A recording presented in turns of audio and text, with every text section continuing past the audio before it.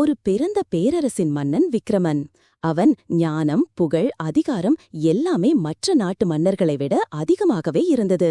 தன்னம்பிக்கையோடு வாழ்ந்தவர். ஆனால் அந்த தன்னம்பிக்கையில் ஒரு தலைக்கணம் இருந்தது, அது பெருமை.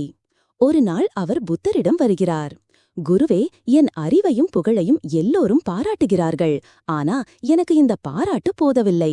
நான் இன்னும் அதிகமாக பெருமைப்பட வேண்டும். அந்த உச்சி எனக்கு இன்னும் பாக்கி.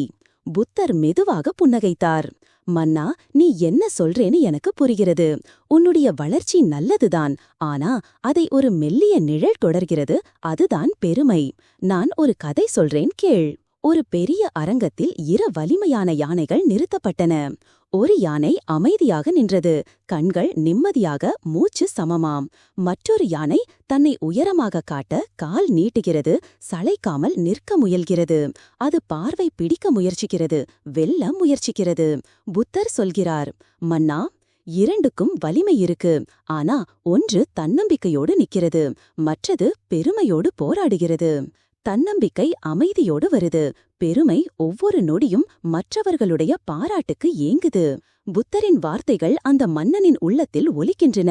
அவன் புரிந்து கொள்கிறான். அவன் மேலே ஏற நினைத்தது ஒரு வலிமை அல்ல, ஒரு பயம். நான் குறைவாயிருக்கலாமா என்ற உள்புற குரல்.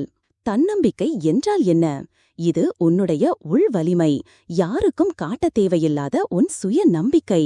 அது அமைதியாக செயல்படும், எதிர்பார்ப்பு இல்லாமல். பெருமை என்றால் என்ன?